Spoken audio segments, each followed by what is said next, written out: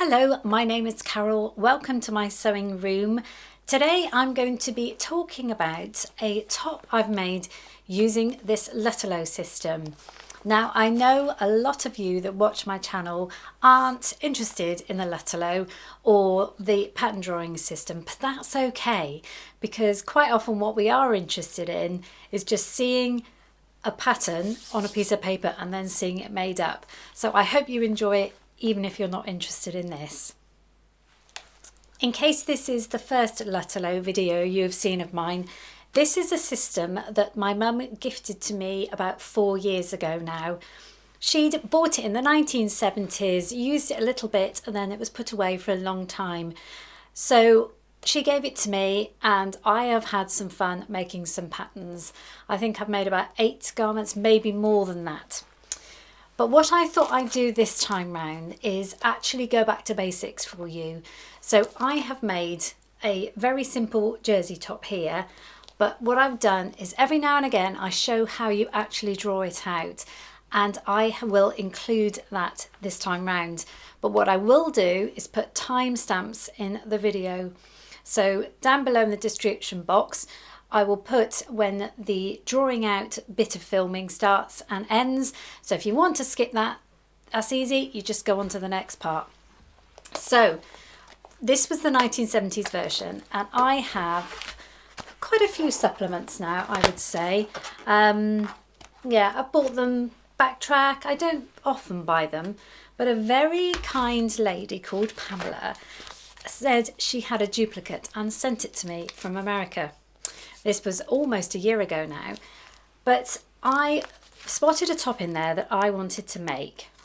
And then funnily enough, I realised it's actually one that she put a little note in when she sent it to me, and it turned out to be the top that she was making.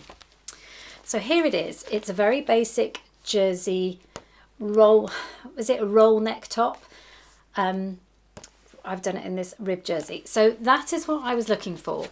Very recently, I made a similar style jumper from a quick sew pattern, and it actually turned out to be too big on me. So I was a bit disappointed, so I thought I'm going to give Lutterloh a try for the same type of thing and see how it works out. So this is the pattern I chose, which is number 250, and the supplement is probably going back quite a bit, but it's 295. So what I will do now is insert a little bit of footage of how you actually draw out the pattern, because all you get is just, there's your bit there, and these are your drawings. And with the magic of the tape, you draw these pieces out yourself and then you construct it. So I'll put the filming in here. Once you've decided the design, I always photocopy the actual design because I will use that for storing the pattern later. And also you photocopy the back of this design. So these show the pieces that you need to actually draw out. What I will do is lightly cut around the outside, rough cut around the pieces that I need to actually take them off this bit of paper. That'll be easier to work with. So you're going to need, obviously, your measuring tape, some pens or pencils to draw it out, the all-important pin, and some kind of scotch tape. So what I'm going to do now is just show you how I draw out one of the pieces as best I can. I've got my pattern paper actually placed on a very old table protector. It's got a hard coating this side and a kind of soft this side. So I know I can stick the pins into this and it's not going to go through to my table, even though I'm actually doing it for once on my actual table, my craft table. So I've got my 2 measurements, and it's out of sight, but I've written it down on the pattern paper there so I don't forget. Now I'm going to put the pin, and I'll do it to the biggest measurement, which was the full bust, so that's 92. And this is where I find the 92 hole, and I place my pin inside there. And all I'm going to do roughly for now is just look at some of these measurements, 37, 38, 18, 26, and just quickly work out if that was going to be 37, I've got enough space, 38, That's going to need 26, so I've got way enough room. So what I could even do is move this up a little bit. And the width over here is going to be 15. So I'm going to shift the paper because I'm going to have a lot of wastage paper this side. So I'm going to shift it all, and then I will stick this down. So I'm going to stick this down using some tape. This is just Scotch tape. So it's all secure and it doesn't move around. And another thing to do is, so that hole in the middle doesn't get bigger, I'm going to put another bit over there in the centre. Now I do appreciate that you're not going to be able to see these measurements, but you'll kind of work out how I'm going to do it. So we're going to start with my upper bust, because I'm going to, what I will do actually is actually highlight which ones are going to be the upper bust and which ones are going to be the full bust, so I don't make a mistake and I remember to change my measurement. This, because it's below the waist, should be your hip measurement, and I said I wasn't going to use the measurement, but I will. So I'm going to I will change these for the waist measurements, the ones at the bottom. Right, so let's start doing the upper bust, the numbers at the top. So for this I need to put it into 88. I've used that a lot, so I can tell there's a nice big hole in that one. And I will place this pin into the centre of that cross. Now I pressed it firmly into the table protector, but I always keep my finger on there. And what you then do is line up the, well, which is the right hand side of the tape. This is next to my right hand. I appreciate it would be the other way around. You line it up to one of the measurements. So I'm going to start at the very top. It says 26.5. So keeping this straight and pulling it so it's all straight all the way down. 26.5 is here, and that will be my first dot. Then I just move it round. There's hardly any difference to the next one, and that is 23.5. So again, keeping it straight, 23.5. Then we have 21. And can you see I keep my finger there as I rotate the tape around? And we have 22. The next one I have is my hip measurement, so I'm going to backtrack a bit, go around to the other side. So we have 24.5. These numbers mean nothing to you. You don't need to worry about the numbers, what numbers they are. Just make sure you just look at them and just put a dot on the place. That was 18. Got a few close together here. We've got a 13 here, and a 12. Just watching that pin doesn't bend and move. Now, what did I say about this next one here, 15? This is when I need to change it, take it out and move the pin to 92, because this is going to be my full bust measurement. So put it in, put it back in the hole, and then this one here is going to be 15. And have we got one down that side? Oh, we got one there, 21. And all we've got now is the 2 at the bottom, which will be my hip measurement. So that's 96. So I'm going to take the pin out again, pop it into 96, back into the cross. You can see now why I put tape on the cross, because otherwise it can get very stretched and broken, as it's only on paper. And now I just need to do 38. So that's, I have to stretch all the way down for that one. You'll probably go off camera. It is 38. And then this one over here is 37. Apologies for being off camera. 37. So now I've done that, that should be all my points. What I now do is I actually count to make sure I've got the points right. 1, 2, 3, 4, 5, 6, 7, 8, 9, 10, 11, 12.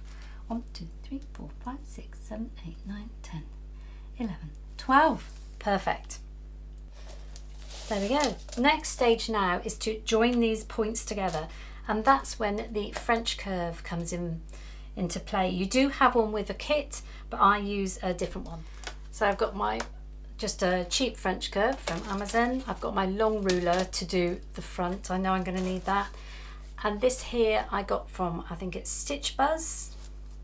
Yeah, ShopStitchBuzz ages ago, but you can get them anyway. This is the seam allowance ruler, because what we got to remember is these patterns, when you draw them out, will not include seam allowance, and it makes you free to choose whatever seam allowance you like, and I like 1.5 centimeters, 5/8 of an inch, so this is the one I'm going to choose. So now I'm going to join these dots together, and what they say to try and do is to join at least 3 dots together, at least if you can. Sometimes you've got to twiddle about a bit, but keeping it in that kind of spirit, make sure the shape's about right, but try and join 3 dots together wherever possible.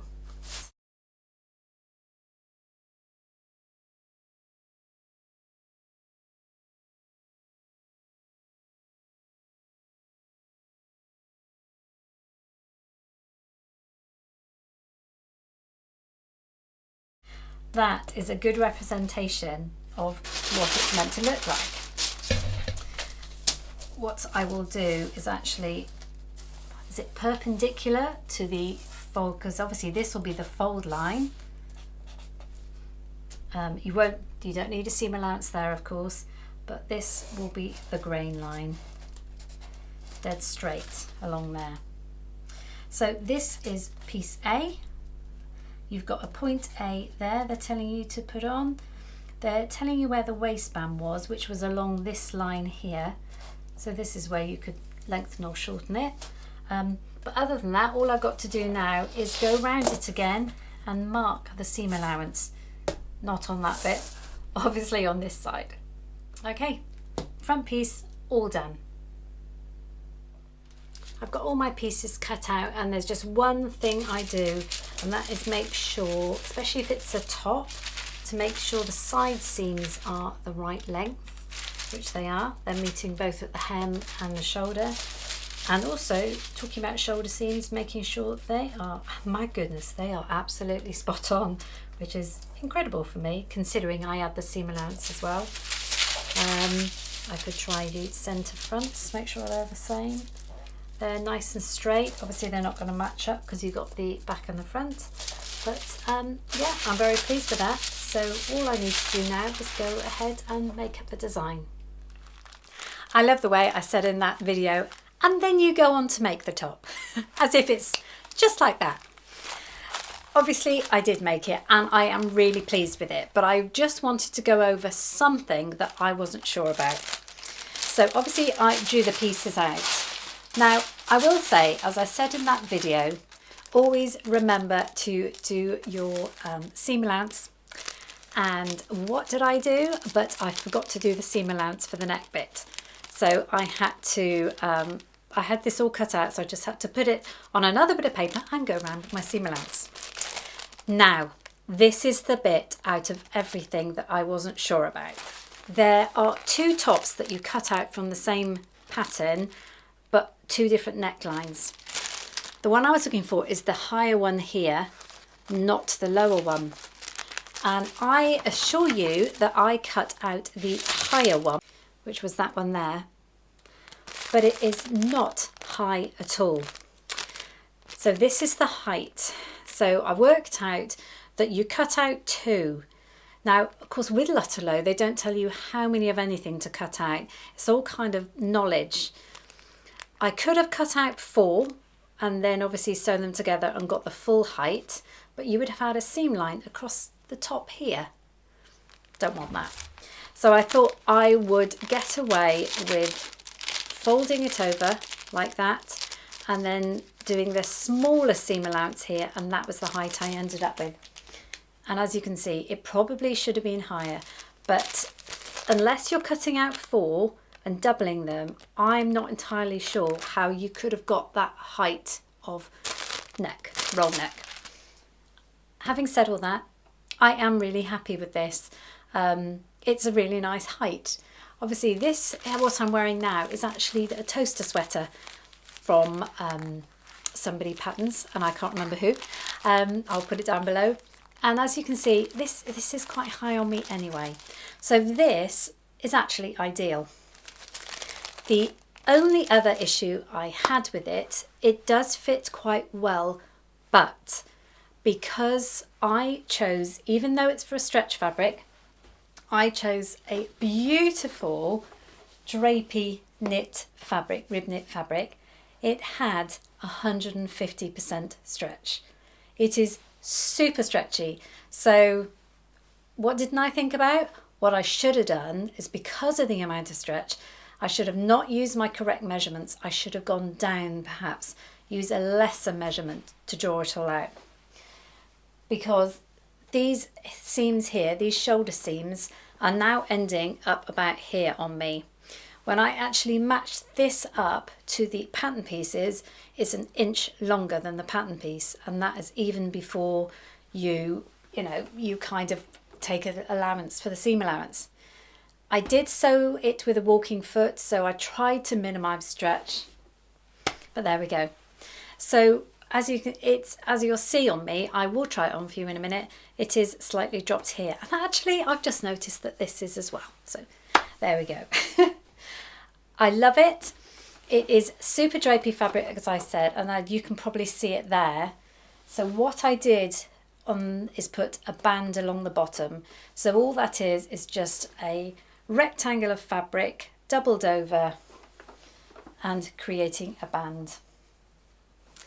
That means if I had hemmed this, even on my cover stitch machine, it would have ended up being all wavy. I could see that happening. So putting that band along the bottom has made it more structured. So I better try it on for you and see what you think. Here we go, the finished result, the finished top. I am really, really pleased with it. So how did I finish the sleeves? Well, I did do them on my cover stitch machine, and funnily enough, it didn't kind of stretch on there. I did chop about 2 inches off there actually. Should have really measured the sleeve piece before I cut it out, but there we go. So that's where it ends for me. The band along the bottom, all it is, as I said, is a rectangle, but what I did, I cut it slightly short of the shape of the front. So it just brings it in a little bit, not too much, because I didn't want it kind of blousy over the top. But it looks quite nice, and obviously sits, sorry about the jeans, I really like this. The neck, as you can see, it's actually quite a nice height on me. It doesn't kind of feel too overwhelming because I do have quite a short neck. The sleeves, yeah, they are off. They're about an inch off, but that was to be expected after the stretch. And it doesn't look that bad. I do really, really like it. And I have to say, I would definitely use this pattern again for a similar top, rather than say use one of the ones I've got, because I do feel it fits quite well. If it was a less stretchy fabric, obviously, then it would be a slightly more snugger fit, and hopefully this would be in the right place. But all in all, really happy. Now, what I always say is I am not selling or recommending the Lutterloh system or the golden rule system as it's known. It's just something I have and I like to use every now and again, just to kind of keep my brain working. It's fun to draw out. It looks complicated, but it isn't really. It's great fun to map it out, and you feel like a real pattern designer when you're doing it. You are on your own, you don't have instructions, so I do have 1,000 patterns in these drawers, and they all come with instructions. So if I choose a similar design to I know I might already have, I've got instructions there. I can work it out. And also you've got the books. So thank you so much for joining me. I hope you enjoyed this, and I appreciate a lot of you won't be interested, but as I said in the beginning, what we sew is seeing a picture and then seeing what it looks like in reality. And here we go, even if it's just to see what the fabric turned out like. So thank you again for joining me in my sewing room. I hope I see you again soon, and all I can say now is happy sewing.